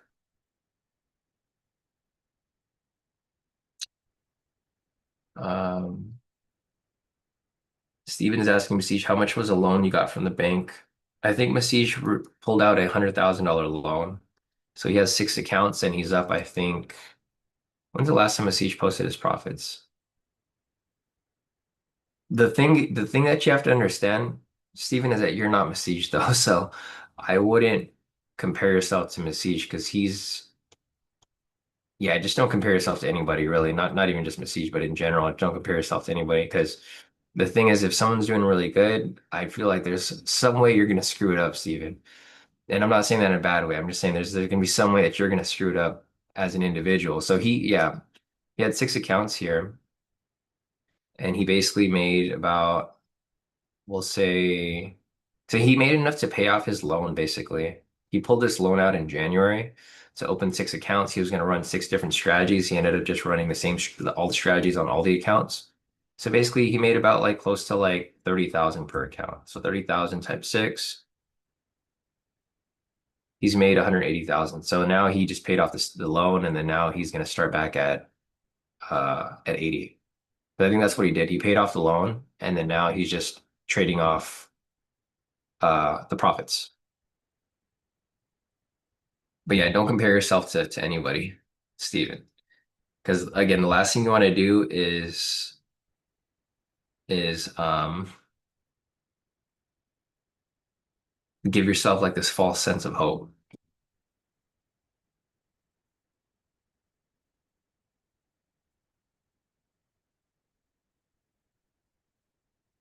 Market's super choppy right now, guys. Super, super choppy. Here, let me try to log into my Apex.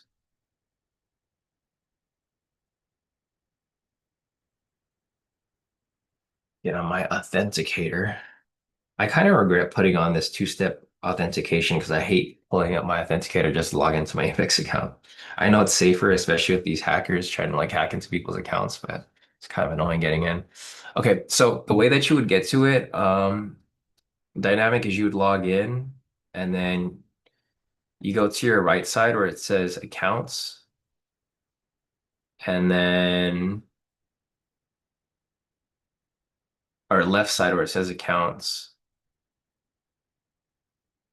And I'm trying to figure out.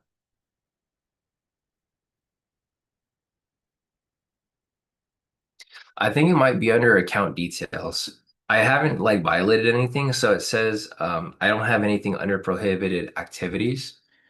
But yeah, if you log into Apex on the left side, it'll say accounts, and then you go down to account details, and then you could go to like each account. I mean, you have to go like the individual account.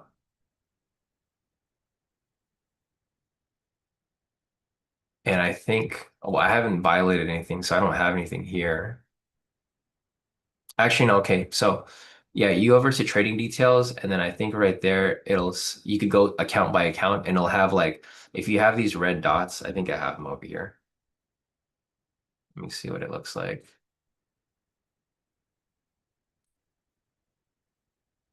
I download that. Um, okay, so it's gonna look like this. Oops. So real quick. Forgot I had this up in. Okay, so this is what it'll look like, dynamic. Once you have it open, it's gonna have like all your accounts. Let me zoom in a little bit. Yeah, anything with a red dot, that's a violation.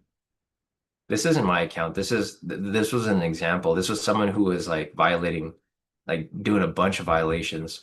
So every red dot right there is gonna be a violation. It's gonna have the dates. So if you have a couple of violations, I'd say if you have like 10 violations, that's probably why you got banned because like this person was violating almost every day in November. But that's what it would look like. So you'd go to you log in, go to accounts, go to account details, and then go to trading details. And then from there, if you pull up each account, this is what it would. I don't have any of these because I don't violate any of the rules. I just, I trade within the parameters. But this is like an example of like someone's account. Because I had a meeting with the executives and they showed me so I could kind of tell you guys like this is how certain people got banned. They've been tracking your account since I think last year. Everybody's account's been tracked since last year. So if you have, I think, 10 violations and you have 20 accounts, 10 times 20, it's a lot of violations. So it's actually really easy to get banned, which I mean sucks, but that's kind of what they're doing.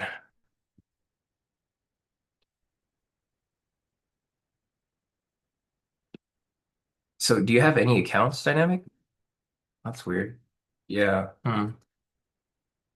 Yeah, because I have all of my accounts listed here, but you don't have any more accounts with Apex. Like, are they all blown? Is that what happened? Oh, okay, yeah, yeah. So I don't think you could see it anymore because all my accounts are active. So I would show you guys, but it shows my account number, and I don't want to show it to you guys because, like I said, there's a lot of hackers out there. But basically, that's how you would look at it. So I think you might be able to open the new accounts dynamic. I don't know if you'll be able to open. Well, I mean, obviously, you can't open the older ones, but you might be able to. But yeah, basically, guys, if you guys want to check to see if you have like violations, you would log into your account. They would have to be active accounts, and then just try to. You could see here if like you have these red dots, the red dots, and they just released this recently, so you guys weren't able to see this before, but it's now available.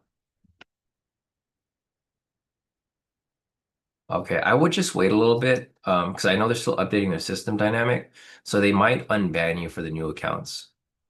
I'll try to confirm and I'll ask them about it. Yeah, that's so weird. I'll ask the executives about it. I'll just tell them that, some of you guys have that issue, and maybe because what happened over the weekend is that a lot of it was weird. I got like a payout approval, and then they messaged me and they're like, "Oh, that was a glitch." So I think there's a lot of glitches with the system going on right now. Yeah, so I'll try to keep you updated, Dynamic. I'll try to discuss because there's two other guys here that have problems with it, and I want them to get their issues resolved as well. Okay, so we got the algo entry, which came up right here, was a flickering momentum. So there's actually no entry at that point. If you guys look over here at the setup that we were looking at earlier, guys, so it's starting to play out, right? The trade is starting to play out. Like I said, the entry should have been a lot lower. So like there was an 800 price point right there, but if you got in at like the 750, because I would want to see some sort of like retracement opportunity here, like from this point, like 100 points at least, or maybe even like 200. Um, See how see the big difference between this trade of getting in a little too early? Because technically the candle closed right here. So your entry would have been at 820, but that'd be too close. And then if you got in at 800, I mean, I think the 800 would still be too close too. But technically the movement that we were looking for here, it's doing exactly what I was hoping for. It was just we didn't have the signal there. I did see Daniel, not Daniel. I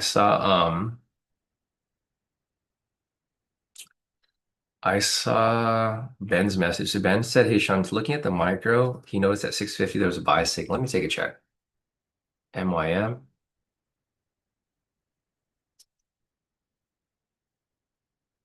I mean, this would have been the better entry. If we had this right here, this actually would have been the setup that I would have looked for, Ben. That was actually where we were trying to get in earlier. It was just it didn't close on the regular YM because it was so choppy. But this right here, so this was an actual entry that I would have looked to get into. So right here, this was at 737, right? We pull it back about 20 points. So about like we'll say like 710 is where my entry would have been. 710 or 720. See, this would have been perfect. Thanks, Ben, for mentioning that. So this is the actual setup that we would have looked for, right? Valid buy signal, not invalid. The thing is, you're not going to get a lot of invalid. So like when Nikki mentioned that earlier, um, the thing is, I've looked at the invalid signals. There's only like maybe two or three or maybe four that came up within like a 4 month period. So like I wasn't expecting it to come up, and that's like something that comes up every once in a while. For one of them, it was a loss, but for the rest of them, they were wins. That's why I said it didn't really matter because I would have still taken it, just not in this type of market. But this right here is what I would have looked for. So buy signal, candle close right there. I'd have my entry right at here, I'll just replay for you guys. So say for example, the candle closed right here, right? And then we have the number right here. I'd pull back about 20 points. So right here, 737, we go down to like 730, 720, and then the next whole number down should be 710, or actually be a little higher. Yeah, 710. And this is where I would have tried to get into my entry if it would have came up like this. So price would have pulled back and would have went straight to target immediately on the next candle. So it looks like the setup today would have been good if it was valid, or I mean, if it would have lined up. The thing is, the candles here didn't line up with the regular YM. The MYM was a bit different from the YM. Let's see if I could put them next to each other.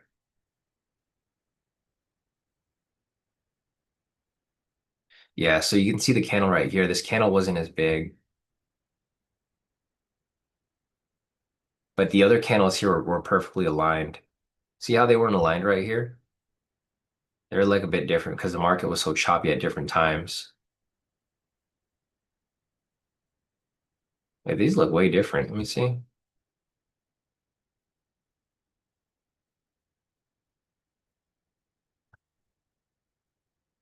Oh no, they're the same. They just look different from, yeah. Usually, so MYM should look exactly like YM. If they look different, that's usually a red flag. See, like they move pretty much the same. It's just this is the micro and this is the mini, but they do move pretty much the same, or they should move about the same. Oh, that's interesting. Okay, cool. Well, that's good to know. Maybe this is something I should have up. I should have the MYM running alongside YM just in case. So there goes the setup right there. This is exactly what I was looking for, right? I was hoping this buy signal would come up like right here. If that buy signal came up right there, so this candle closed at 820, so the entry would happen at 800, and it would still be running right now. So you guys can see the different scenarios here. This is the pattern and the setup I was looking for. It just didn't come up the way I wanted it to. So it's all good. Hopefully tomorrow will be a lot smoother, not as much chop. You can see our price is now pushing back right back up from where it currently was. There was another MPSPA which came up right here. I don't know if anybody was looking to get into it, but there was a lower low, green buy signal retracement confirmation. This was another MPSPA to the upside. This actually stopped out. It chopped up a bit right there. And then another MPS right here. So buy signal retracement confirmation, and then another MPS V2 right here. So there's entries today. It's just a little bit of a choppy market, not a lot of consistency. Some pretty strong pullbacks right here, which were expected, but then price did push right back up from where it was. So let's see what else we got here.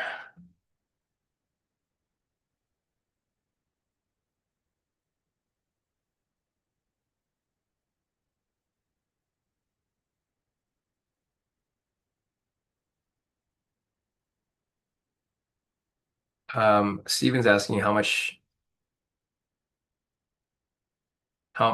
many months would it take to double an account in the hedge fund regardless of amount?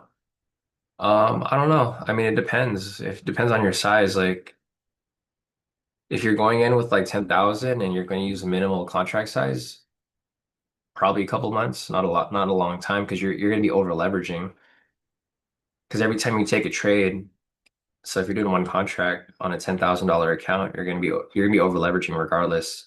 Or you're not be over leveraging that much. You'd be doing like 3%, I think. So 375 times or divided by 10,000.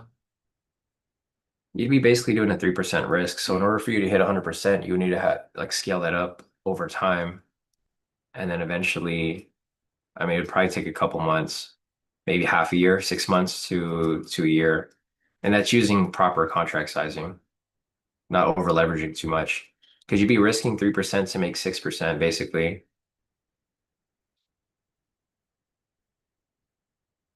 Yeah, so 375 or 1 times 5 times 150. So just like if you had like a really hot streak or whatever, maybe, so 750 divided by 10,000, it'd be a 7.5. So 100 divided by 7.5. Oh, sorry, 7.5 divided by 100. You basically would need like, I mean, you need like seven back-to-back wins. So like it actually would take you like maybe a couple months, not that long. But these are in the best case scenario where you have like a win streak. So if you have a win streak and you have about 7 wins, which is going to be about like maybe 3 to 5 months, you could probably double your account from there. But again, that's you're already coming in with the wrong mindset, Steven. So I don't even think you should even invest, to be honest. If you're going in trying to think, oh, I can make this much money, you're gonna find a way to screw it up. Just knowing you, Steven. Even if I'm trading your account, you're gonna find a way to screw it up somehow.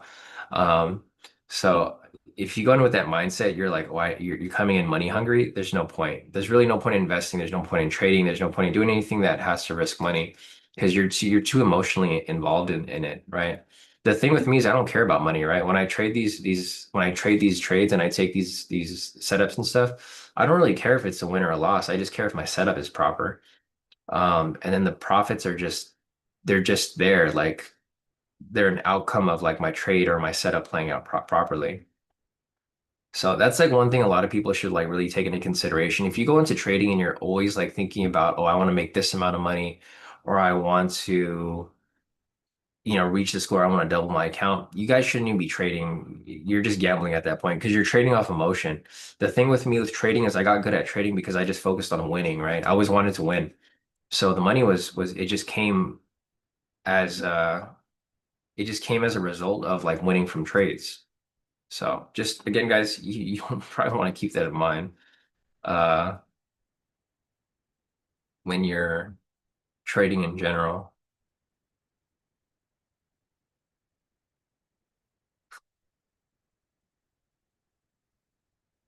Yeah, exactly what Daniel mentioned here.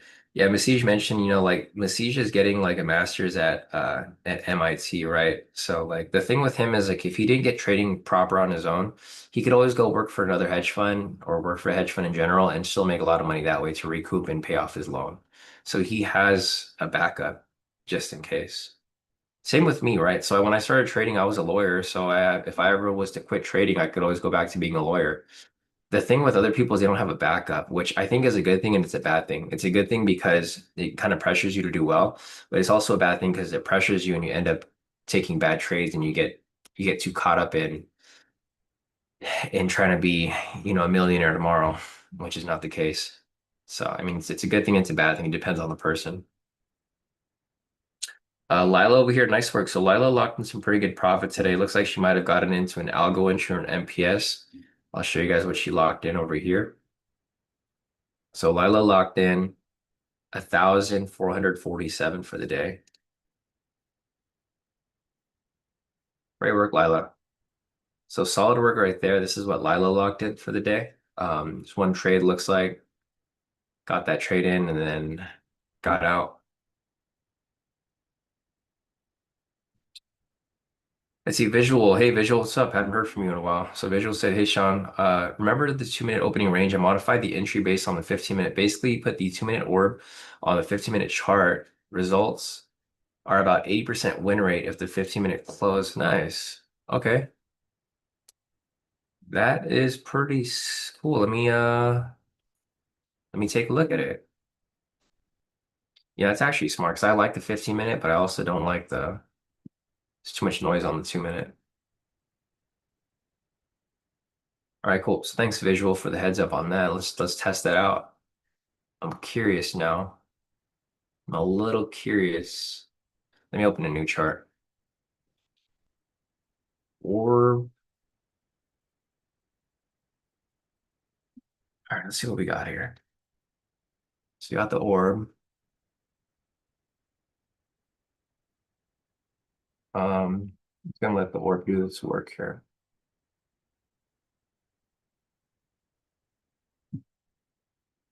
$7.31.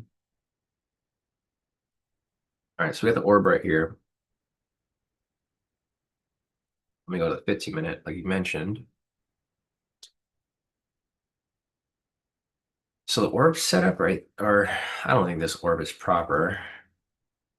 Here, I don't. Let me just do it by hand. I don't think this tool would work. Anyways, on a straw line right here, and the straw line right here. Basically, the first the opening candle is where the orb is at. So we do that. Now let's go to the 15-minute. Okay.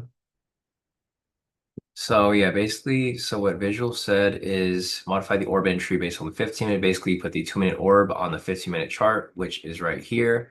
Okay, so I did this right here. I'm not sure how your setup is, if it's like a break and retest or if it's a break and close back below.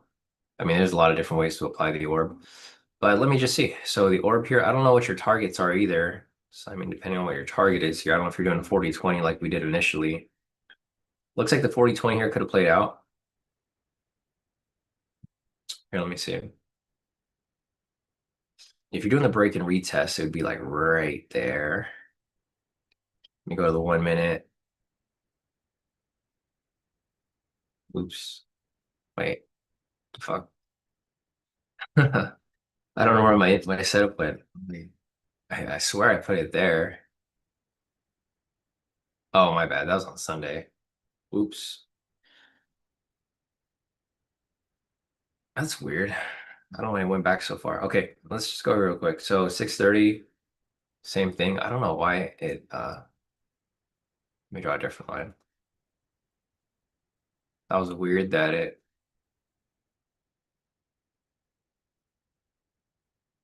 oh, okay, I see.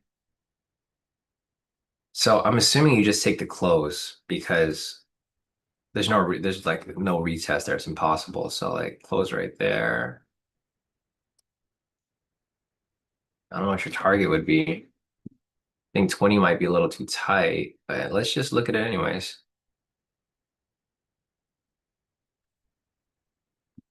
Go to the 1-minute.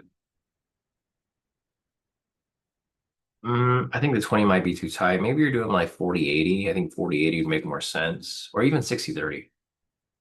60-30 is a little tight. But yeah, so I'm looking at it right now. It looks pretty good, visual. I'll probably go back and test it a little bit. Thanks for the insight on that. I think it looks like maybe 40-80 might be better to give you some cushion, I guess. Yeah, okay. You don't even have to really go on the 15-minute time frame though. You could just go to the 15-minute candle. So you go from here down to the 15, which is obviously gonna be 6:45.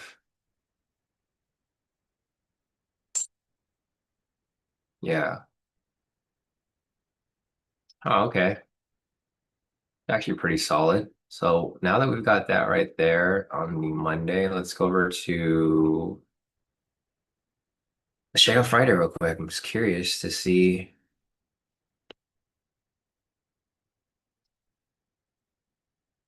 All right, 2 minute orb.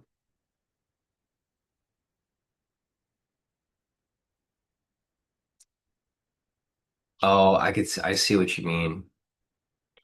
So the reason why this becomes an issue or why we need to like kind of adjust it a little bit is because the candle breaks past it already on the 1 minute, but on the 15, it's different. Yeah, I see what you did here because it closes down here.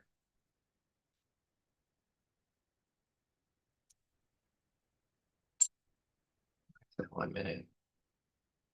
I see. That's actually I never thought of it that way. Okay, so like right here, same thing. Price closes below it. Nice. Okay, so I think I mean, maybe the 80 might be too far out. Yeah, I mean, it's not going to be 100%, but okay. Yeah, I'll probably take a look at that. But yeah, thanks, Visual, for that. If you guys have any more questions, feel free to put them in the chat. I'm gonna go over all the questions before we wrap this up. Um, yeah, so Kenny said he would have went long too, but he would have waited a little bit in line with our entry from earlier. Javi said, help Sean, this is Javier. I sent you an email. Please take a look when you have a moment. Sure, I will take a look, Javier. Check.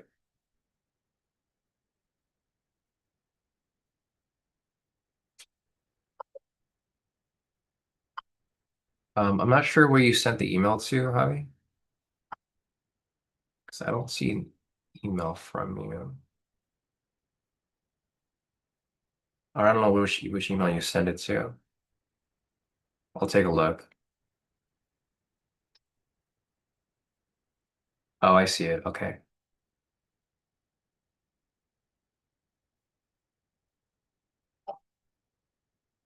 Okay, perfect. I'll send you an email in a second, Javi, with the details.